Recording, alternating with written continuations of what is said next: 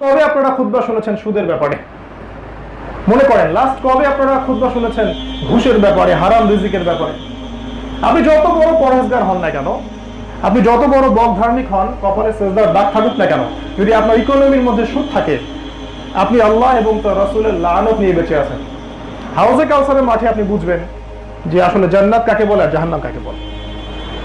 যে ব্যক্তি সুদ থেকে দূরে থাকতে চাবে তার গায়েও সুদের ছিটাফোঁটা এসে লাগবে, এটা রাসূল সাল্লাল্লাহু আলাইহি ওয়াসাল্লাম বলে গেছেন। আর তিনি এটাও বলেছেন, 4 শ্রেণীর মানুষকে আমি মুহাম্মদ অভিশাপ দিয়ে গেলাম।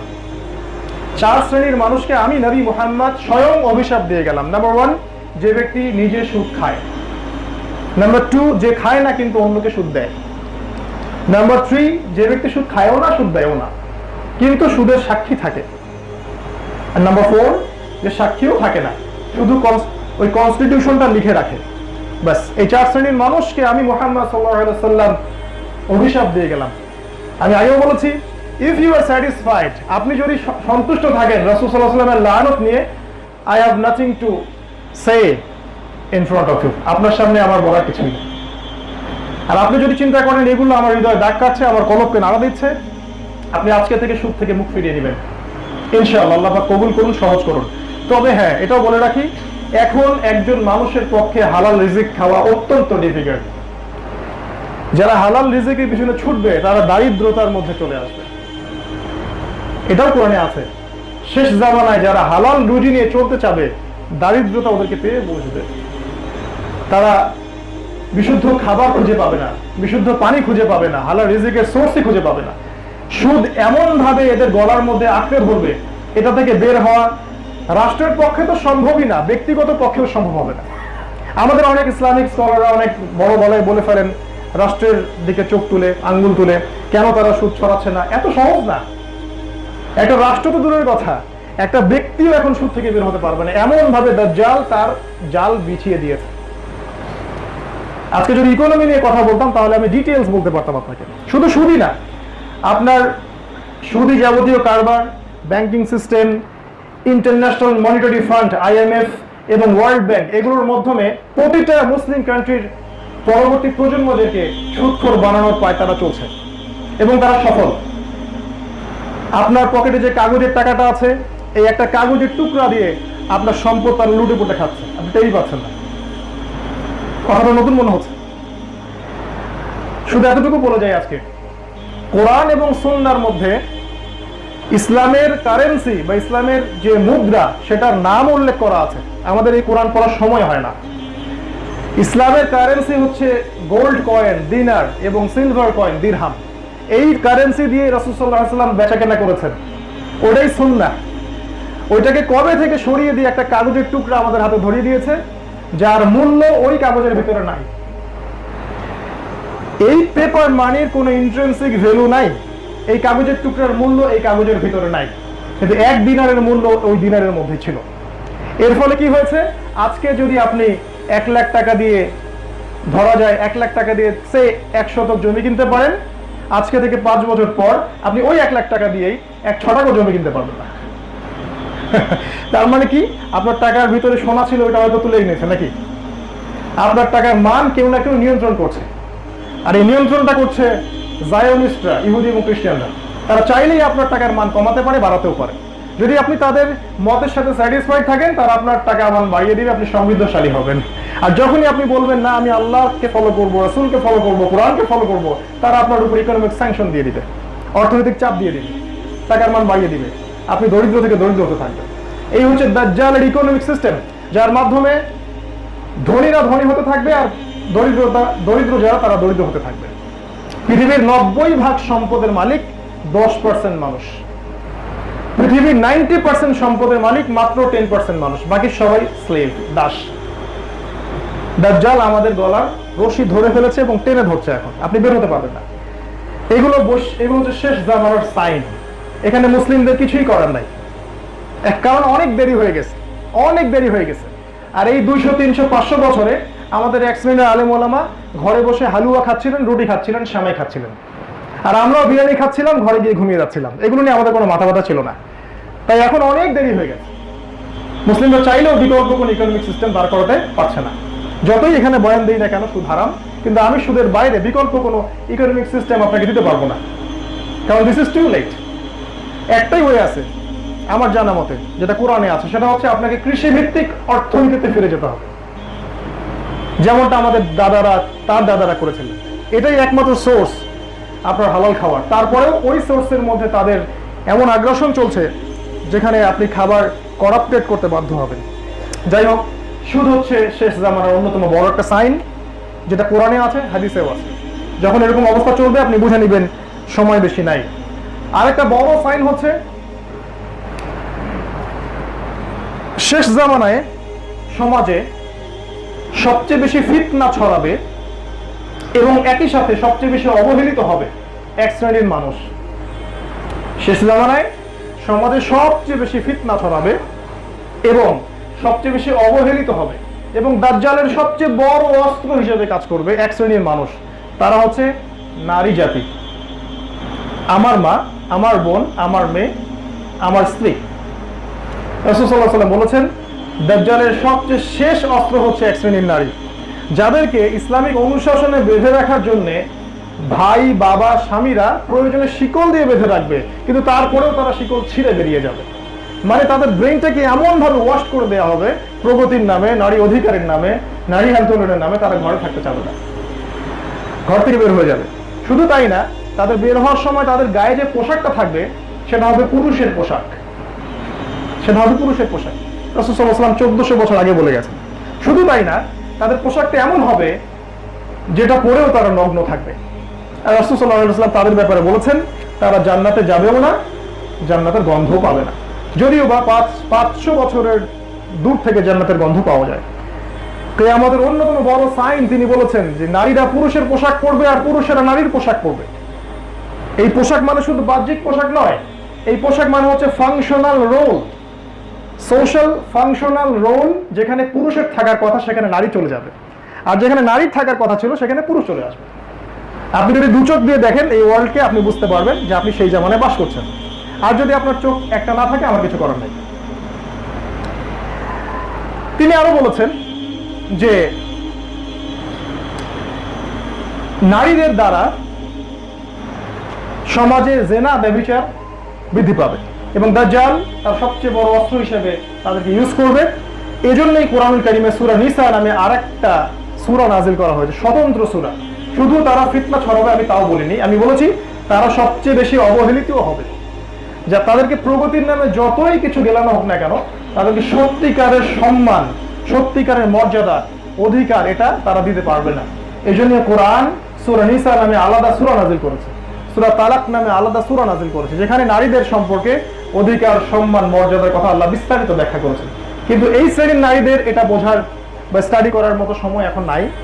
তারা পশ্চিমা সভ্যতার যে স্লোগান, এখানেই বেশি স্যাটিসফাইড। এই কারণে তারা আছে বেশি লাঞ্ছিত হচ্ছেন, অবহেলিত, নির্যাতিত হচ্ছেন। শুধু তাই না, তাদেরকে ধর্মের নামেও অত্যাচার করা হচ্ছে, ধর্মের নামে অত্যাচার করা হচ্ছে, ইসলামের নামে বা বিভিন্ন ধর্মের নামেও তাদেরকে অধিকার থেকে বঞ্চিত করা হচ্ছে। আমরা তাদের প্রতি আহ্বান জানাতে পারি, কোরআন এবং সুন্নাহর কাছে ফিরে আসুন। কোরআন এবং সুন্নাহে নারীদের সম্পর্কে আল্লাহ পাক যে কথাগুলো বলেছেন এগুলো ফলো করে চলুন। ইনশাআল্লাহ আপনি ইহকালেও সুখী হবেন, পরকালেও সুখী হবেন। আর আপনি যদি পুরুষের পোশাক পরে সমাজে নেমে যান এবং এমন পোশাক পরে সমাজে চলেন যেটা পরলে আপনি নিজে নগ্ন থাকবেন এবং সমাজে জেনা ব্যভিচার ছড়াবে, তাহলে আপনি নিজেই ক্ষতিগ্রস্ত হবেন। আপনার সম্মান, আপনার ইজ্জত এই পৃথিবীতেই নির্যাতিত হবে, পরকাল তো অনেক দূরের ব্যাপার। একটা হাদিস না বললে জাস্টিস হয় না, সেটা হলো রাসূল সাল্লাল্লাহু আলাইহি ওয়াসাল্লাম মেরাজে গিয়েছিলেন, আপনারা জানেন। মেরাজের রাতে তার সাথে জিবরাইল আলাইহিস সালাম ছিলেন এবং জাহান্নামের অনেক শাস্তি তাকে দেখানো হয়েছে। জাহান্নামের যিনি ফেরেশতা ছিলেন তার নাম ছিল মালিক। রাসূল সাল্লাল্লাহু আলাইহি ওয়াসাল্লামের সাথে যারই দেখা হয়েছে সেই রাসূলের সাথে হাসি মুখে কথা বলেছে, সালাম দিয়েছেন হাসি মুখে। কিন্তু একজন এই মালিক ফেরেশতা, তিনি রাসূলকে দেখে হাসেননি। তিনি জিজ্ঞাসা করেছিলেন, ইয়া জিবরিল, ওকে আমাকে দেখে হাসছে না কেন, তার মুখটা এত গম্ভীর কেন? জিবরিল আমিন বলেছিলেন তার নাম মালিক।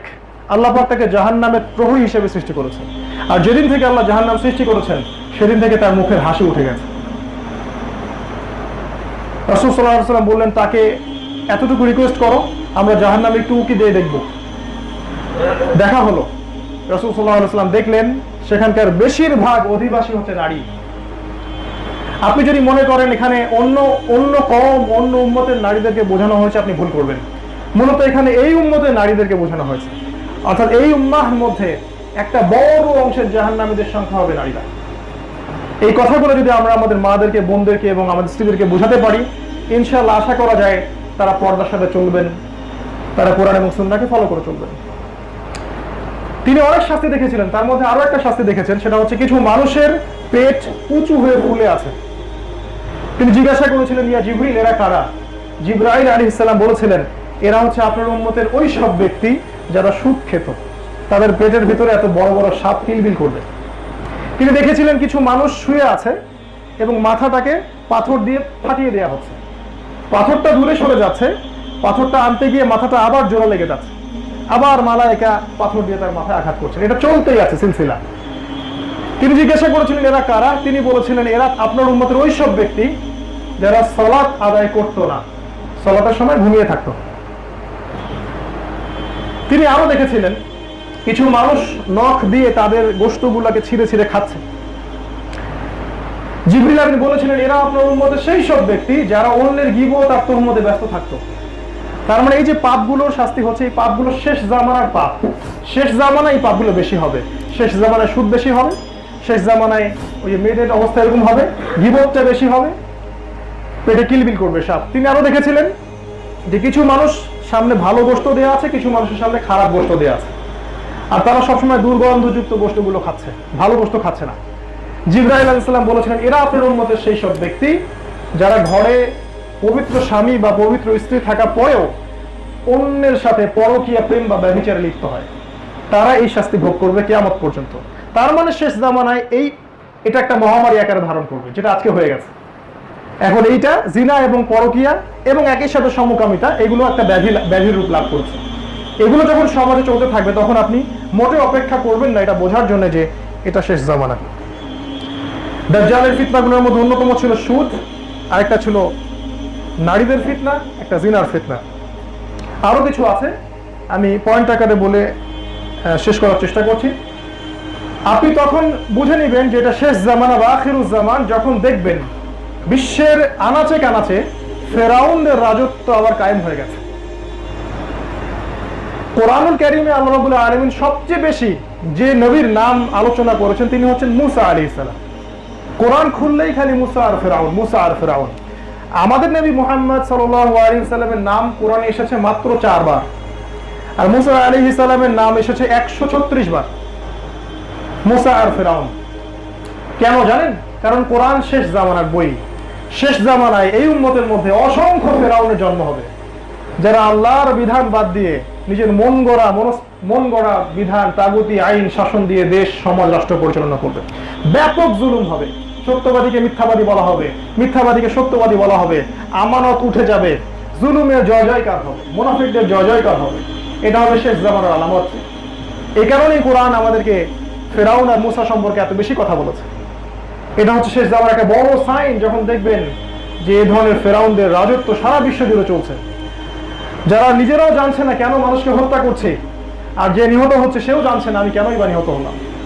সারা বিশ্ব জুড়ে তারা ফাসাদ সৃষ্টি করবে, ইয়াজুজ আর মাজুজের মতো। সারা বিশ্ব জুড়ে ফাসাদ, খালি হত্যা, রাহাজানি, অর্থনৈতিক স্যাংশন, রাজনৈতিক দ্বন্দ্ব, কলহ, ব্লাস্ট, যুদ্ধ, এগুলোই চলতে থাকবে সারা বিশ্ব জুড়ে। এগুলো যখন বিশ্বের চিত্র হবে তখন বুঝবেন এটা শেষ জামানা, আখিরুজ জামান। রাসূল সাল্লাল্লাহু আলাইহি ওয়াসাল্লাম আরো বলেছেন শেষ জামানায় এই পৃথিবীটা হয়ে যাবে গডলেস।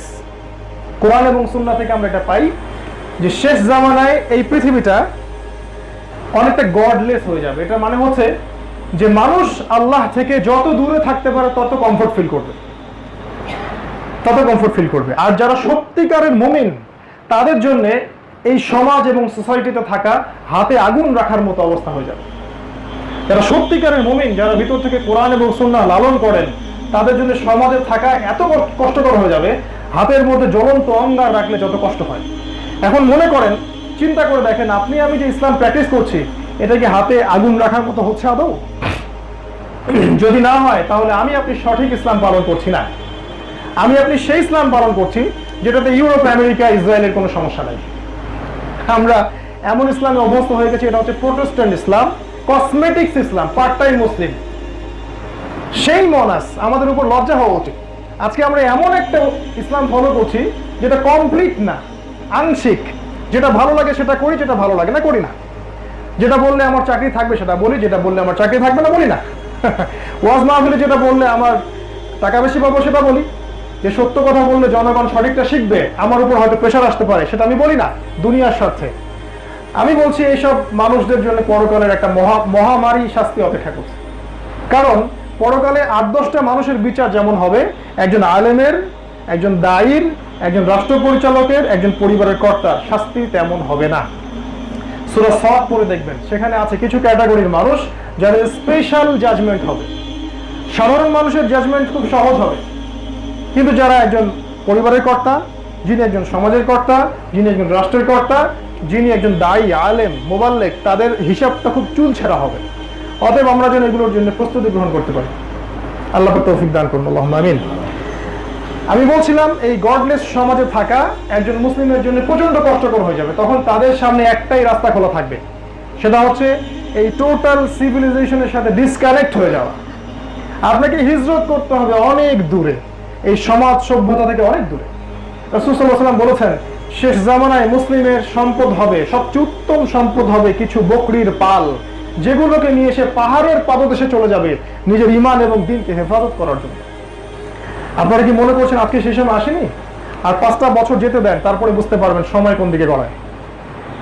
আমাদের সামনে কি ভয়ঙ্কর অবস্থা সৃষ্টি হবে সেটা আপনি কল্পনাও করতে পারবেন না, আপনার চিন্তার বাইরে। Syria, Lebanon, Jordan, Afghanistan, Palestine আজকে যে এরকম অবস্থা হয়ে গেছে, আপনি অপেক্ষা করতে থাকেন যে অচিরে এই সময় আমাদের উপরে চলে আসতে পারে। এবং আসতে পারে, আমি কথাটা বলেছি, কারণ কোরআন বলছে অবশ্যই আসবে। কোথায়? সূরা বনী ইসরাঈল আল্লাহ বলেছেন, ওয়া ইম মিন ক্বরিয়াতিন ইল্লা নাহনু মুহলিকুহা ক্বাবলা ইয়াউমিল কিয়ামাহ। এমন কোন শহর বা এমন কোন জনপদ নাই যেটা কিয়ামতের আগেই আমি ধ্বংস করব না। এমন কোন শহর, এমন কোন ক্বরিয়া নাই যেটা কিয়ামতের আগে আমি আল্লাহ ধ্বংস করব না। সূরা কাহফে আল্লাহ বলেছেন, ওয়া ইন্না লাজাইলুনা মা আলাইহা সুঈদান জুরুসা। কিয়ামতের আগেই এই পৃথিবীটাকে আমি এমন একটা অবস্থা সৃষ্টি করব যেটা উদ্ভিদ শূন্য হবে, মানে এমন একটা যুদ্ধ হবে যার ফলে পৃথিবীতে ঘাস পর্যন্ত জন্মাবে না। যার বিবেক বুদ্ধি আছে তিনি বুঝবেন এটা হবে একটা নিউক্লিয়ার যুদ্ধ, নিউক্লিয়ার ওয়ার। গডলেস ওয়ার্ল্ড থেকে আপনাকে ডিসকানেক্ট হতে হবে যদি আপনি ঈমান নিয়ে বেঁচে থাকতে চান। আর কি হবে শেষ জামানায়? আজকে অনেক সময় পাচ্ছি না, এজন্য আমি শর্ট করে আনছি। শেষ জামানায় দাজ্জাল এর ফিতনাটা সমাজের প্রত্যেকটা জায়গায় ছড়িয়ে যাবে।